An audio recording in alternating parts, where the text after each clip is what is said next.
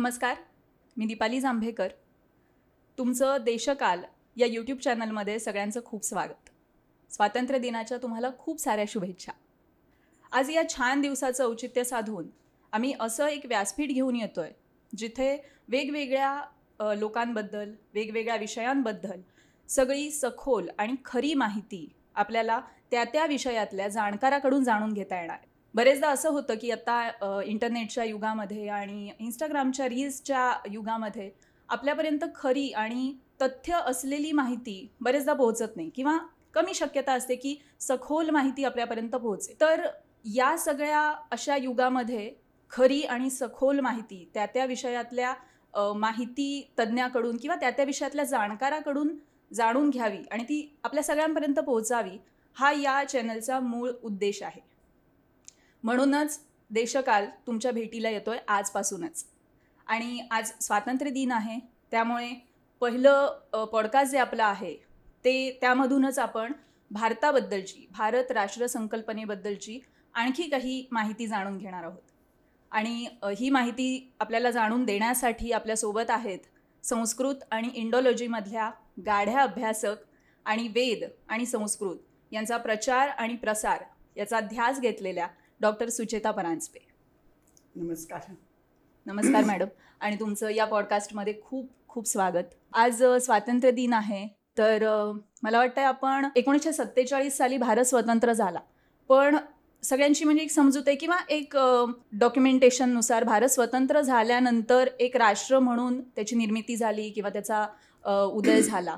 पण मला हे जाणून घ्यायला आवडेल की जो प्राचीन भारत आहे, आधीचा भारत जो आहे, त्या भारताचा जो उगम होता किंवा तो एक देश म्हणून त्याचा उगम आणि त्याचा प्रवास कसा होता. पहिली गोष्ट अशी की आता तू म्हणालीस ना दीपाली, ते खरं आहे की लोक असं, ज्याला हल्ली फेक नॅरेटिव्ह म्हणतात, तसं प्रसार करतात की 1947 नंतरच तुमचा देश जन्माला आला.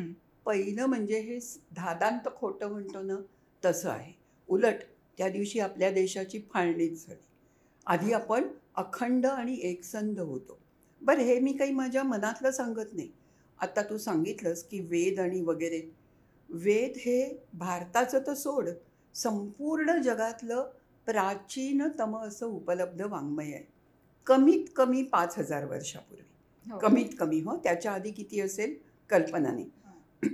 मग त्यावेळेला काही देश नव्हता का? भारत हे नाव नव्हतं का? प्रचंड प्रमाणात आपल्याला ऋग्वेदात संदर्भ दिसून येतात. आणि भारत जे नाव आपल्या संविधानकात सुद्धा पहिल्या ओळीतच आपण म्हणतो, त्या भारताचा भारत म्हणून उल्लेख ऋग्वेदात येतो. अच्छा. आणि तोही कोणी केलाय? अनेक ऋषींनी केलाय. पण जो महत्त्वाचा आहे तो हा आहे की विश्वामित्र ऋषींचं नाव माहिती आहे? विश्वामित्र म्हणतात, विश्वामित्रस्य रक्षति ब्रह्मेदम भारतम जनम. या विश्वामित्राचं ब्रह्म म्हणजे ब्राह्मतेज म्हण किंवा मंत्रज्ञान म्हण, त्याच्यामुळे भारत या जनपदाचं रक्षण होतं किंवा भारतातल्या लोकांचं रक्षण होतं. तिथे स्पष्ट शब्दात भारत शब्द येतो. मग हा कशावरनं आला? बरं, हा फक्त ऋग्वेदापुरता मर्यादित आहे असं नाही बरं का. त्याच्यानंतर यजुर्वेद येतो. यजुर्वेदामध्ये सुद्धा असंच सांगितलेलं आहे आपल्याला. यजुर्वेद तुम्हाला सांगतो की मी वाचून दाखवणार आहे काही काही गोष्टी. सा प्रथमा संस्कृतीर विश्ववारा. भारत या देशातली संस्कृती पहिली, म्हणजे पहिला देशाचा उदय, राष्ट्रोदय कुठला झाला तर भारत. आणि तो कसा आहे? विश्ववारा. आपण आता विश्वगुरु हा शब्द वापरतो. वारा म्हणजे आवडणारी, सगळ्या जगाला आवडणारी ही संस्कृती पहिल्यांदा भारतात आली. म्हणजे वेदांपासून आपल्याला भारत शब्द आणि राष्ट्र ही संकल्पना सुद्धा लक्षात येते. यजुर्वेदाचंच एक दुसरा ग्रंथ आहे, त्याला शतपथ म्हणतात. त्याच्यामध्ये सांगितलंय भरतानाम व्यष्टिही, म्हणजे ही भरतांचं राष्ट्र आहे किंवा देश आहे, काही म्हणा तुम्ही त्याला. आता काय आहे गंमत, देश आणि राष्ट्र हे शब्द आपण आता समानार्थी वापरतो, बरोबर आहे. पण तरी सुद्धा बघ तू, भारत हा एक हे राष्ट्र आहे राष्ट्र प्रथम असा आता आपला सध्याचा मोटो आहे, नारा आहे, सॉरी. तर तरी सुद्धा देश हा शब्द आपण वापरतोच. उत्तर प्रदेश म्हणतो, मध्य प्रदेश म्हणतो, किंवा आपल्या स्वतःच्या राज्याला आपलं काय नाव आहे, महाराष्ट्र. याचा अर्थ आपण वेगळे नाही होत भारतापेक्षा, पण दोन्ही शब्द साधारणपणे एक होतात. मग आपल्याला विचार असा करावा लागतो की हे भारत नाव आलं कधी आणि कसं. ठीक आहे, त्याची सुद्धा पाळंमुळं तुम्हाला ऋग्वेदामध्ये दिसतात. हे नावच मुळी वैदिक आहे. आणि कसं तर सुदास नावाचा एक राजा होता. बरेच राजे होते तेव्हा, पण सुदास नावाचा जो प्रमुख होता त्याचा, तो कुणाचा प्रमुख होता तर भरत नावाच्या लोकांचा. भरत हे पुरु, यदु, अनु, द्रुयु असे बरेच कोणी कोणी कोणी लोक होते. त्यांना तुम्ही टोळ्या म्हणा किंवा स्वतंत्र काहीतरी अशी वस्ती म्हणा. तर भरतांचा हा राजा, आणि एक मोठं युद्ध झालं दाशराज्ञ नावाचं. त्या युद्धात भरतांचा विजय झाला आणि म्हणून याला भारत हे नाव पडलं असं आपल्याला माहिती आहे. तसं तिथे सांगितलेलं आहे. पण बऱ्याच लोकांना वेद कुठे माहिती असतं. मग ते काय म्हणतात, अरे तो दुष्यंत राजा होता ना, त्याच्या मुलाचं नाव भरत होतं, ते बहुतेकांना माहिती आहे. शाकुंतल नाटकात उल्लेख येतो. आणि म्हणून त्यांना असं वाटतं की दुष्यंताचा पुत्र जो भरत, त्याच्यावरून आपल्याला भारत नाव पडलं. काही का असे ना, पण 1947च्या आधी भारत हे नावच नव्हे तर ती संकल्पना ही अस्तित्वात होती. हे सर्वात महत्त्वाचं. आणि याचे आपल्याकडे डॉक्युमेंटेशन आहे, पुरावे आहेत. म्हणजे नुसतंच काल्पनिक असं मी काही बोलत नाही आहे. पुढे काय होतं माहिती आहे का, आता भारत हे नाव तर आपण ग्राह्य म्हणजे मान्यच आहे आपल्याला. मग लोक त्याला वेगळे वेगळे अर्थ देऊ पाहतात. एक अतिशय लोकप्रिय कल्पना जी खरी तशी नाही आहे, पण मी मुद्दाम सांगते कारण लोकांना ती माहिती असते. भा म्हणजे तेज, हे खरं आहे. प्रभा, आभा, विभा किंवा भास्कर म्हणजे भा म्हणजे तेज, आणि रत म्हणजे बुडलेला. जो देश तेजामध्ये बुडलेला आहे याचा अर्थ तेजस्वी आहे, त्याला भारत म्हणायचं असं सुद्धा एक मतप्रवाह आहे. प्रत्येकाला तो पटेल असं नाही. मी स्वतः त्याचा कधीही पुनरुच्चार करू शकत नाही, पण असा सुद्धा त्या भारत देशाचा अर्थ आहे, शब्दाचा अर्थ आहे. आणि पण मग जी इतरही नावं होती, आर्यावर्त, हिंदुस्तान, इंडिया किंवा जम्बूद्वीप, मग ही जी नावं होती वेगवेगळी, त्याचे अर्थ किंवा त्याची काय नेमकी ओळख होती? मग ती पडत गेली नावं कालापरत्वे असं? अगदी बरोबर आहे. कारण बऱ्याच देशांना बरीच नावं असतात माहिती आहे का. उदाहरणार्थ आपण ज्याला जर्मनी म्हणतो, त्याला तू जर्मनीत गेलीस तर कोणीच जर्मनी म्हणत नाही, डॉइचलँड. अच्छा, म्हणजे कधीच ते जर्मनी म्हणत नाही. आणि तुला मी डॉइचलँड म्हटलं तर तुला कळणार नाही की मी कुठे चालली आहे, बरोबर. तेव्हा 2-2 नावं जर का एखाद्या देशाला असली तर ते अगदी मान्य आहे मला, किंवा सर्वसामान्य कुठल्याही माणसाला ते मान्य होतं, बरोबर. इवन चायना, चीन असं जे आपण म्हणतो त्याला आता काय म्हणतात, people's republic of China, PRC. पूर्वी आम्ही मेड इन चायना वस्तू घेत नसू, आता PRC दिसलं की लांब राहायचं, असं थोडंसं व्हायला लागलेलं आहे. मग भारताला वेगळी वेगळी नावं का आली, त्याचं कारण असं, आर्यावर्त तू उल्लेख केलास मला वाटतं. आर्यावर्त म्हणजे काय, हा आर्य लोकांच्या वसतिस्थान होतं. म्हणजे इथे अनार्य पण होते, आणि अनार्य या शब्दात कुठलाही डेरोगेटरी सेन्स नाही आहे की चांगले नाहीत ते, असा सेन्स नाही. पण जसे काही हे लोक होते तसे ते पण लोक होते. जास्ती करून प्राधान्याने आर्य लोक असल्यामुळे आर्यचा अर्थ काय लावतात माहिती आहे का, नोबल पीपल. म्हणजे जे अत्यंत उमदे, ज्ञानवंत वगैरे आहेत त्यांना आर्य म्हणतात. इनफॅक्ट पुन्हा वेदामध्येच, ऋग्वेदामध्येच एक अशी ऋचा म्हणजे मंत्र येतो की कृण्वन्तो विश्वमार्यम. आमचा उद्देश काय आहे, तर सगळं जग, सगळं विश्व हे आर्य म्हणजे उत्तम बनवायचं. तर या अर्थाने आर्य शब्द घेतला तर जिथे असे आर्य राहतात तो काय झाला, आर्यावर्त राहिला. बरोबर आहे. आणि म्हणून ते पण एक नाव अगदी आपल्याला पटतं. आणखीन एक शब्द तुला कदाचित माहिती असेल, ब्रह्मावर्त असा शब्द आहे. पण तो पेशवे काळात सुद्धा होता ब्रह्मावर्त, आणि म्हणजे आत्तापर्यंत वापरत होते असं. पण हा एका विशिष्ट भागाला ब्रह्मावर्त म्हटलं जातं. उत्तरेकडच्या 2 नद्यांच्या दुआब म्हणतो ना आपण, त्याला तो ब्रह्मावर्त शब्द वापरतात. संपूर्ण भारत देशाला उद्देशून तो वापरला गेला नाही आहे. पण एक मी आता तुझ्यासाठी, आपल्याकडे पूजा करतात ना, त्याच्यात तुला माहिती असेल, ऐकलं असेल, संकल्प सोडावा लागतो. संकल्प म्हणजे काय, अमुक अमुक दिवशी अमुक अमुक ठिकाणी मी अमुक अमुक गोत्रातलं कोणीतरी मी पूजा करू इच्छिते असं सांगावं लागतं, डिक्लेअर करावं लागतं.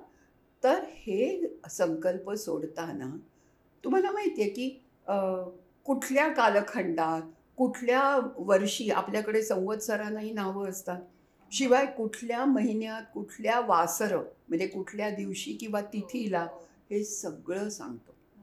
तसंच कुठल्या जागी तुम्ही आहात हेही सांगितलं जातं.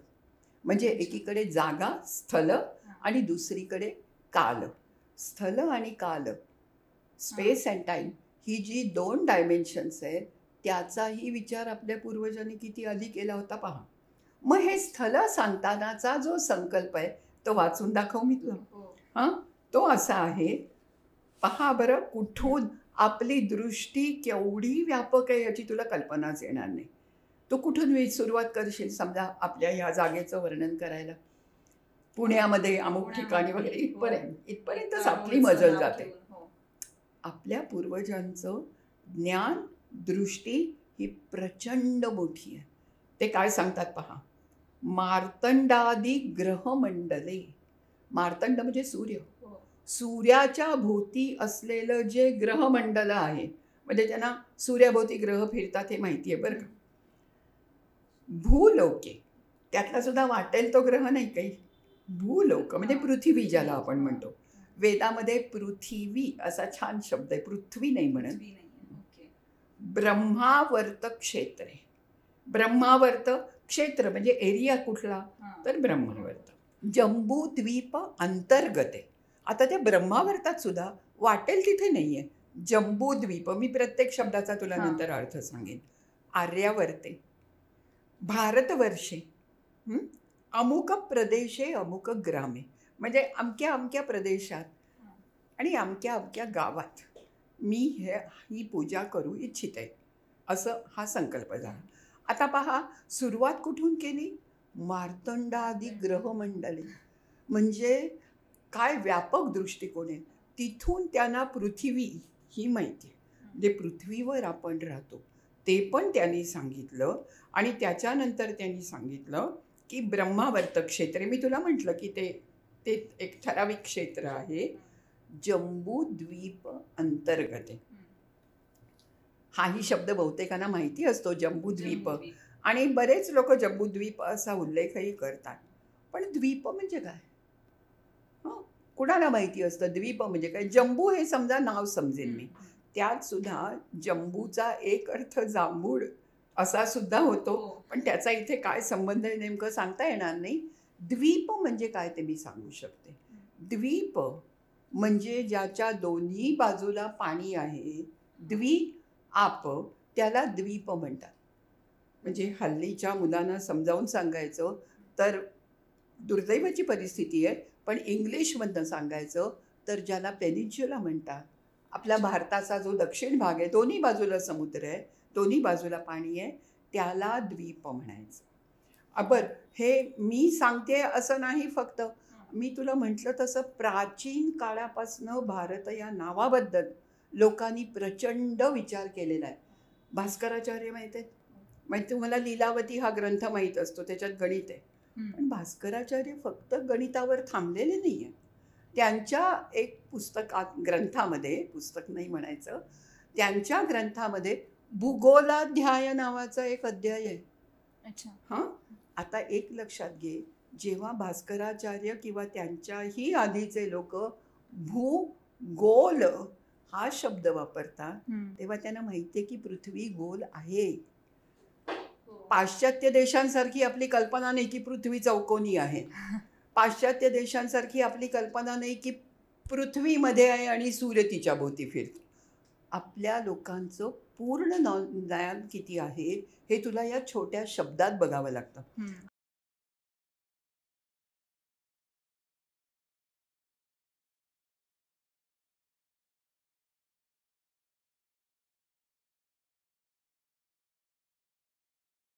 संस्कृती फार सोपी आणि सुंदर भाषा आहे. द्वयोः समुद्रयोः, दोन बाजूला समुद्र आहे आणि त्यांच्या अंतर म्हणजे मध्ये जी जमीन आहे त्याला आपण द्वीप म्हणतो.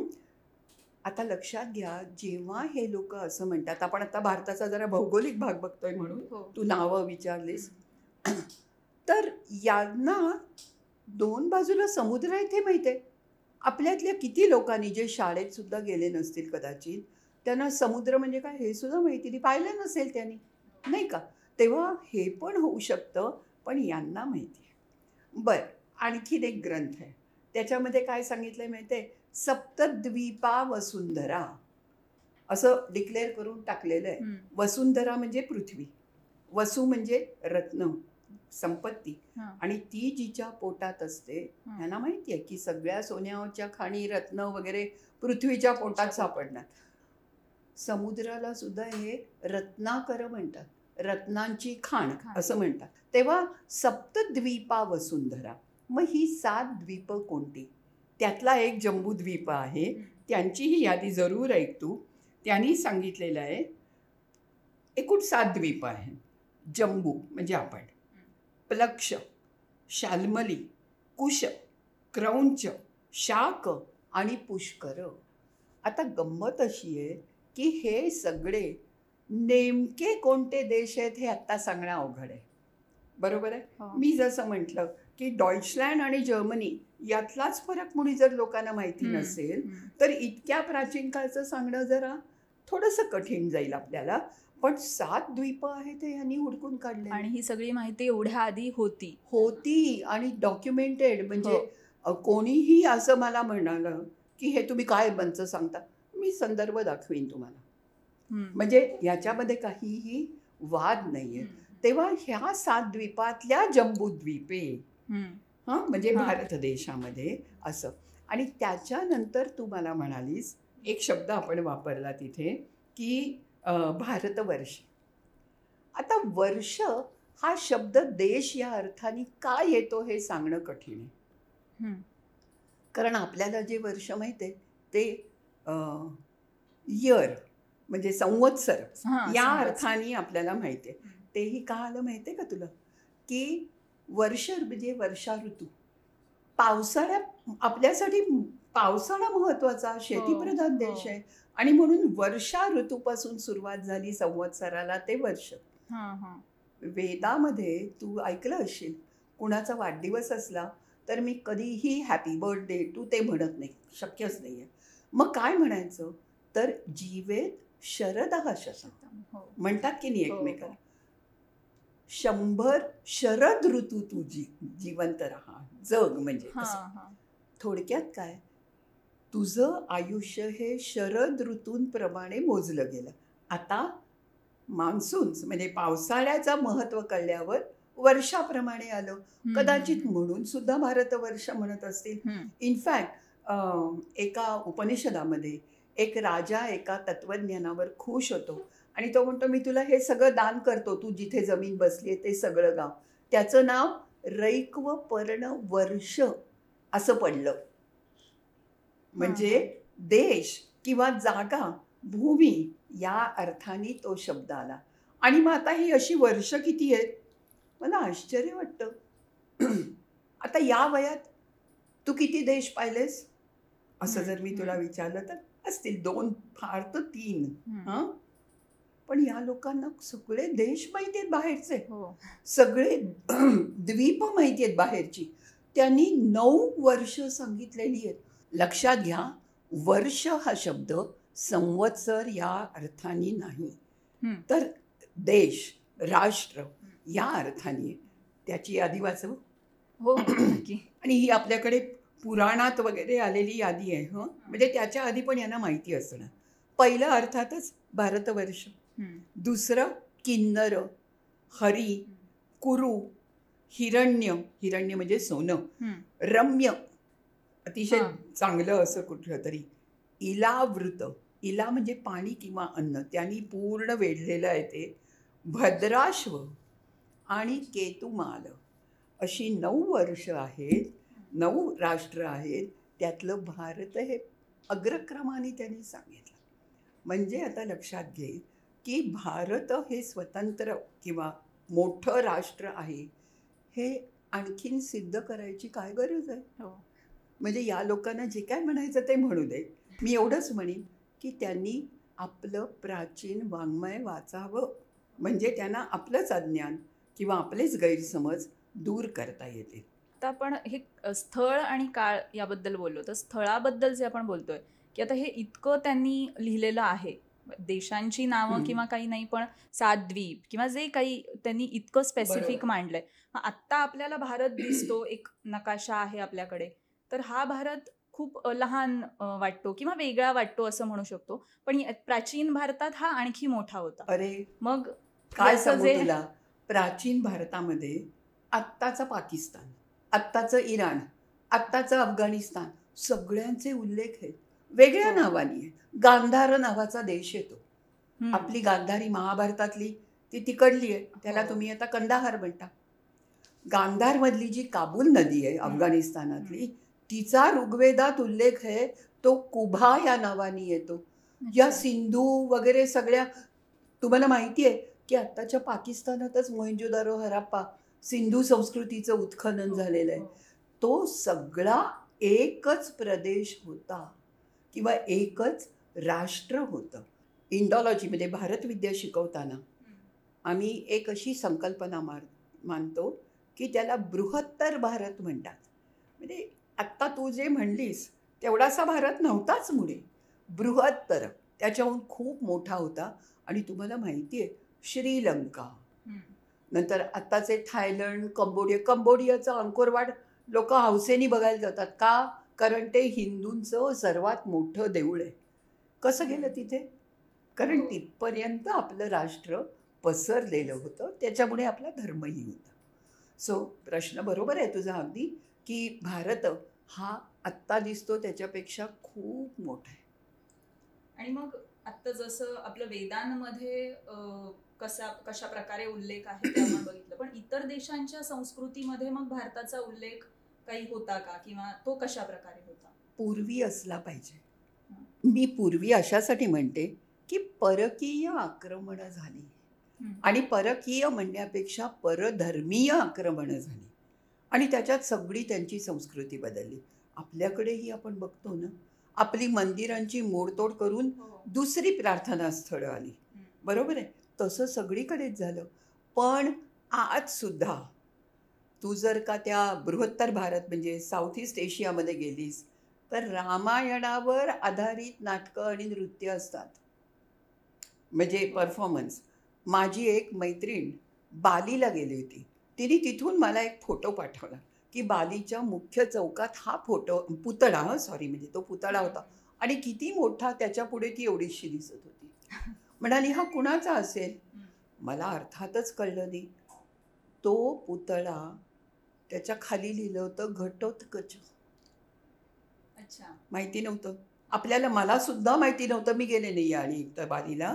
म्हणजे घटोत्कच ही संस्कृती जर बालीपर्यंत पोचली, अंकोरवाटपर्यंत आपला विष्णू पोचला, थायलंड कंबोडियापर्यंत रामायण पोचलं, तर जस्ट इमॅजिन की काय प्रचंड प्रमाणात भारताचं ज्ञान सगळीकडे गेलेलं आहे. तेव्हा ते सगळीकडे आपोआप पसरलं. या आक्रमणांमुळे आपण थोडासा मार खाल्ला. पण तरीही म्हणजे इतकी आक्रमणं झाली किंवा बाकीच्या देशांमध्ये जसं आपण बघतो की वेगवेगळे शोध लागले, मग बाकीचे पाश्चात्य देश पुढे आपल्यापेक्षा गेले किंवा जे काही झालं, पण याच्या आधीची सुद्धा अजूनही जे आपण इव्हन वाचतोय किंवा आत्ताही आपण याच्यावर चर्चा करतोय, तर हे काहीतरी आहे, काहीतरी टिकून आहे. तर हा तेच म्हणजे प्रचंड खूप प्रचंड आहे. जे खरं सांगू का, पाश्चात्यांनी म्हणजे अगदी स्पष्ट बोलते, मी आता सांगितलं सूर्य स्थिर आहे आणि मार्तंडादी ग्रहमंडले म्हटल्याबरोबर तुमच्या लक्षात येईल. आणि मंडल म्हणजे त्याचं ऑर्बिट ते सुद्धा त्यांनी सांगितलेलं आहे. गंमत अशी आहे की गॅलिलिओनी जगाच्या मते गॅलिलिओनी असा शोध लावला की सूर्य मध्ये आहे आणि पृथ्वी त्याच्या भोवती फिरते. तसं नाहीये. गॅलिलिओनी काही केलं म्हणजे त्यांनी शोध लावला असेल, पण ते आपल्याकडे त्याच्या आधी हजारो वर्ष माहिती आहे या लोकांना. पण आपल्या लक्षात गॅलिलिओच असतो. आपल्या लक्षात गॅलिलिओ असतो. हे आता दूर केलं पाहिजे. हा जो अंधार, ही जी सावली आपल्या ज्ञानावर पडली ती दूर करणं आपलं कर्तव्य आहे. आणि त्यामुळे देशकालसारख्या चॅनल्सचं मी स्वागत करते की या माध्यमामार्फत विचार लोकांपर्यंत पोचतील. एक गंमत सांगते. भारत देश असा आहे की त्याच्याकडे प्रचंड प्रमाणात ज्ञान आहे बरं का. त्याच्याबद्दल कुणालाही वाद नाही. आज सुद्धा सिलिकॉन व्हॅलीमध्ये गेलात तर किंवा नासामध्ये गेलात तरी 70% लोक भारतीय असतात. मग का आपण मागे पडलो? तू मागे पडलो म्हणालीस, तो शब्द मला थोडा वाईट वाटलं. नाही अगदी बरोबर आहे, अगदी बरोबर आहे. आपण जगाच्या दृष्टीने मागेच पडलो. आता मध्ये आपण स्वतःला म्हणतो विश्वगुरु अमुक तमुक. त्याचं कारण एकदा मी असं एक वाक्य वाचलं आणि विच इज सो ट्रू. त्यांनी सांगितलं कोलंबस हा काही पहिला नव्हता अमेरिका शोधणारा. Columbus was the first one to hold a press conference. आपल्याकडे काय आहे त्याचा गवगवा करणं, की आम्हाला हे माहिती होतं. आता असे विषय यायला लागले सोशल प्लॅटफॉर्म्सवर. याच्या आधी येत होते? अजिबात येत नव्हते. मग हे जे आता सुरू झालंय, मग त्याला IKS म्हणतात, इंडियन नॉलेज सिस्टीम म्हणतात.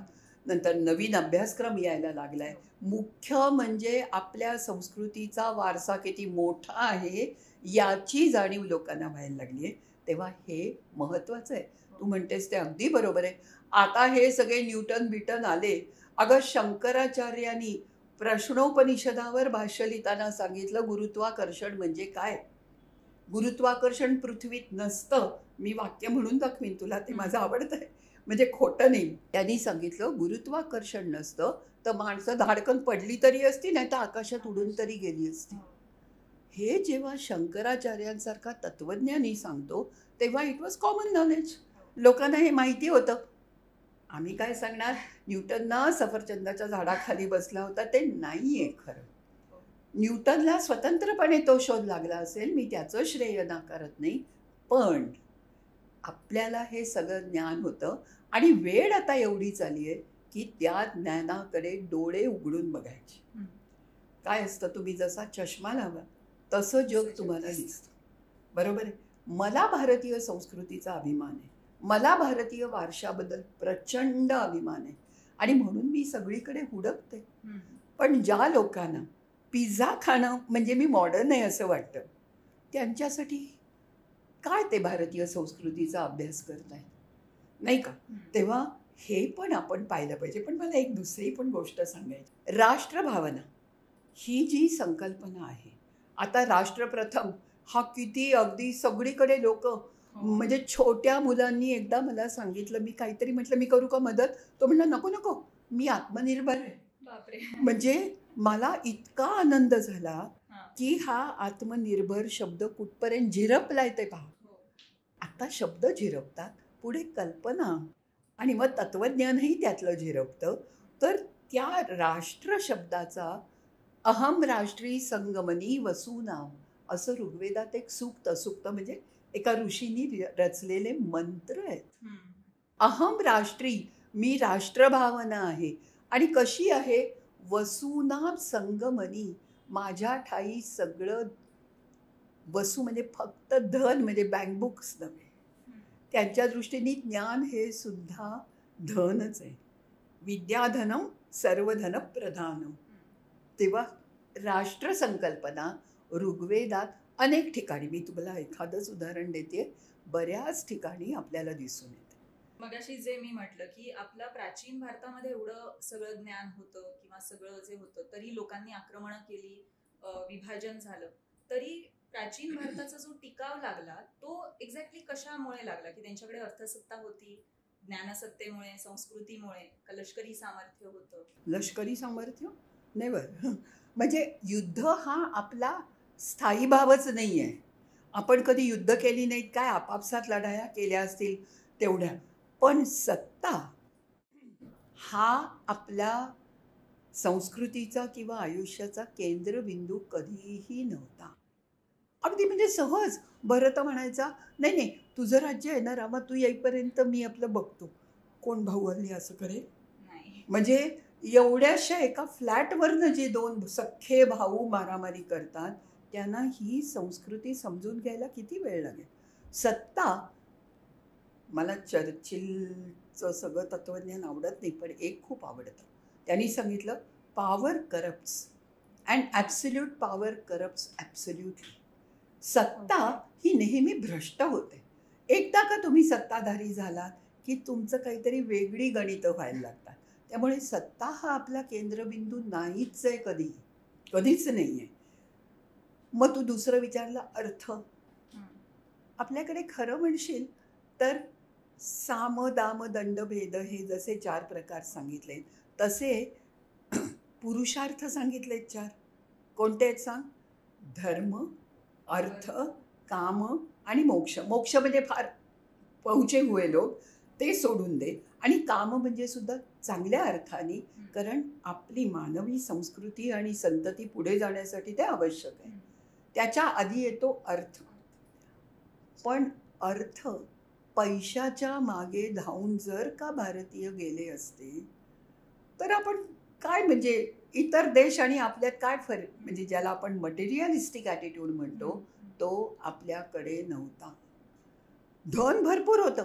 तुला माहिती असेल लोकांनी आपल्याला लुटलं म्हणजे काय, प्रचंड लुटलं. भरपूर धन होतं पण आपल्याला त्या धनाचा तसा मोह नव्हता. पण पहिला पुरुषार्थ काय सांगितलं? धर्म.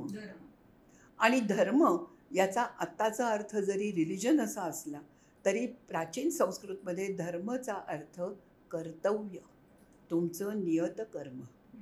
आज सुद्धा म्हणतो ना, हा विद्यार्थी धर्म आहे, त्यांनी अभ्यास केला पाहिजे. हा काय पुरुषाचा धर्म आहे, त्यांनी अमकं केलं पाहिजे वगैरे. तिथे धर्म शब्द तुम्ही कसा वापरता? रिलिजन या अर्थाने नाही, कर्तव्य या अर्थाने. तेव्हा प्रत्येकाने आपलं कर्तव्य करणं हे आपल्याला महत्त्वाचं आहे. आणि या सगळ्यात न आलेला एक शब्द जो आपल्या आश्रमांमध्ये येतो, म्हणजे ब्रह्मचर्य, गृहस्थ, वानप्रस्थ आणि संन्यास, त्यातला सुद्धा पहिला काय आहे? ब्रह्मचर्य. ब्रह्मचर्य म्हणजे काय?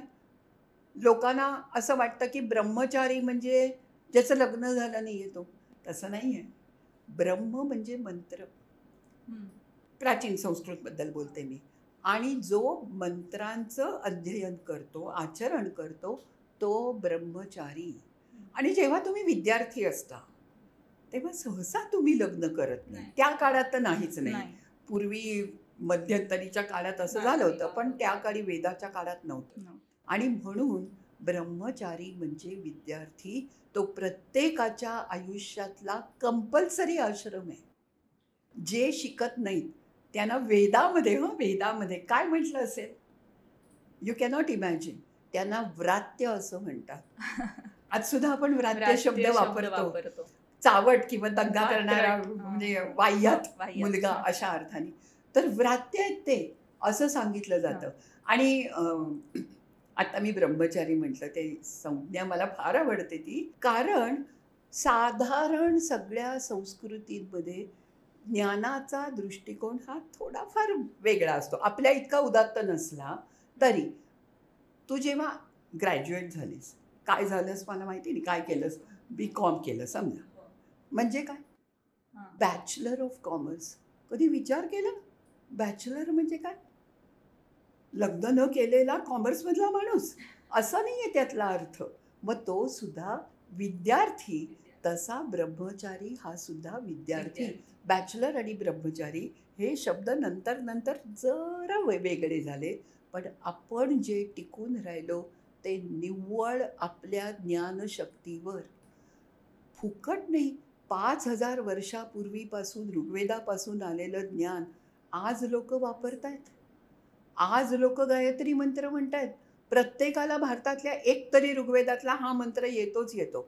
आता गणेशोत्सव येईल, मग तुम्ही म्हणणार मंत्र पुष्पांजली, ती सुद्धा ऋग्वेदाच्या एका ग्रंथात येते.